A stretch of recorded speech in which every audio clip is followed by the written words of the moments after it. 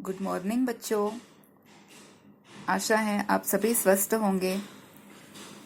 आज हम प्रश्न संग्रह 38 विषय गणित का अध्ययन करेंगे। इसके पहले हमने समानुपात किया था। प्रश्न संग्रह 37, प्रश्न संग्रह 38 विलोमानुपात है। विलोमानुपात में क्या होता है? जब दो राशियों में से एक राशि के बढ़ने पर दूसरी राशि एक निर्धारित अनुपात में कम हो जाए अथवा एक राशि का मान घटने पर दूसरी राशि का मान बढ़ जाए और उनके संगत मानों का गुणनफल एक निश्चित संख्या हो, तो उन दोनों राशियों में विलोम अनुपात होता है।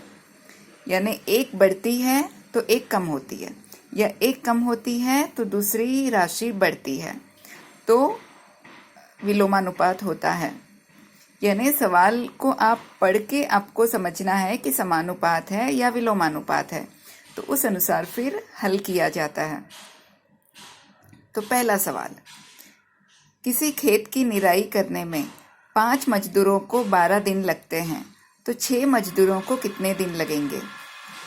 खेत की निराई करने में 5 मजदूरों को 12 दिन लगेंगे। 5 मजदूर हैं तो 12 दिन, तो 6 मजदूर कितने दिन लगेंगे? वही खेत है, 5 मजदूर हैं तो 12 दिन लगेगा।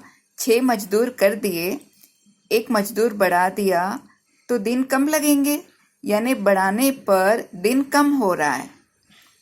तो ये विलोमानुपात का सवाल है। ठीक है, तो हम उत्तर हल करेंगे कि 5 मजदूरों के खेत की निराई करने में 12 दिन, तो 6 मजदूरों के खेत की निराई करने में माना x दिन लगेगा। अब इसमें गुणा होता है, क्योंकि 5 मजदूर और 12 दिन, तो 5 का 12 में गुणा बराबर 6 गुणा x।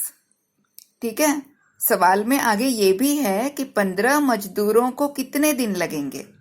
6 मजदूरों को कितने दिन लगेंगे, उसके आगे है 15 मजदूरों को कितने दिन लगेंगे। तो हम उसके बाद ये भी लिखेंगे 6 मजदूरों को x दिन लगेंगे, 15 मजदूरों को खेत की निराई करने में माना y दिन लगेंगे।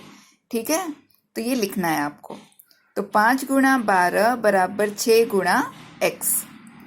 x को एक तरफ, बाकी अंक एक तरफ, तो 5 गुणा 12, 6 का पक्षांतर तो नीचे हो गया। अब काटेंगे अंश और हर में।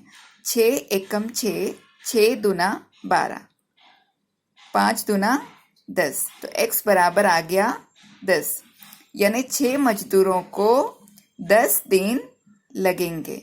ये पहला पार्ट हुआ। आगे ये भी पूछा है ना, 15 मजदूरों को खेत की निराई करने में कितने दिन लगेंगे, तो हमने माना है y दिन लगेंगे।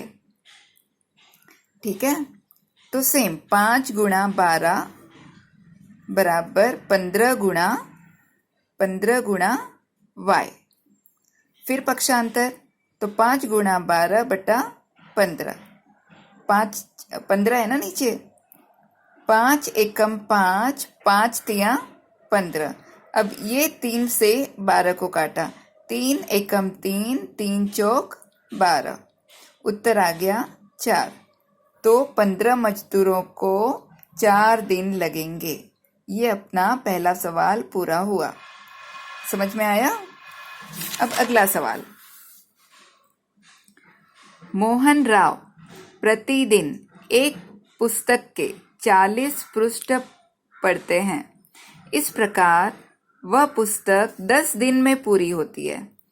एक पुस्तक का 40 पृष्ठ, 40 पेज पढ़ते हैं, तो वह किताब 10 दिन में पूरी होती है। वही पुस्तक 8 दिन में पूरी करनी है। ठीक है, 8 दिन में वो पुस्तक पूरी करनी है, तो उसको पेज बढ़ाना पड़ेगा। यानी दिन कम तो पेज बढ़ाएगा, तब 8 दिन में पूरी होगी। यानी ये विलोमानुपात का सवाल है। तो प्रतिदिन कितने पृष्ठ पढ़ने होंगे? तो पुस्तक के 40 पृष्ठ पढ़ने पर 10 दिन, माना x पृष्ठ पढ़ने पर 8 दिन लगेंगे। पुनः गुणा, 40 पृष्ठ 10 दिन बराबर x गुणा 8। पक्षांतर 40 गुणा 10 बटा 8। 8 एकम 8, 8 पचे 40। ये काटा हमने तो 10 पचे 50, तो x बराबर आ गया 50। प्रतिदिन 50 पृष्ठ पढ़ने होंगे। ये हो गया दूसरा सवाल। अभी है अपना तीसरा सवाल। मेरी की साइकिल चलाने की गति 6 किलोमीटर प्रति घंटा है। उसे 12 किलोमीटर दूरी पर स्थित मौसी के घर जाना है, तो कितना समय लगेगा?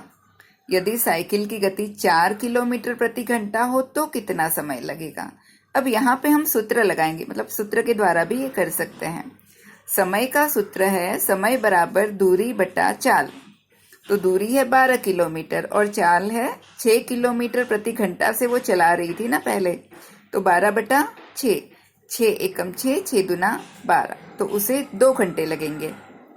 यदि साइकिल की गति वो 4 किलोमीटर प्रति घंटा कर देती है, 6 से वो 4 किलोमीटर प्रति घंटा कर देती है, तो ये अपना एक आंसर हुआ। इसी में दोबारा समय बराबर दूरी बटा चाल, 12 बटा चाल कितनी कर दी उसने? 4, तो 12 बटा 4, 4 एकम 4, 4 तिया 12, तो 4 स्पीड बढ़ाने पर समय लगेगा 3 घंटे। तो ये हो गया, अपने 3 सवाल हो गए। चौथा सवाल होमवर्क नहीं आने पर पूछना। धन्यवाद।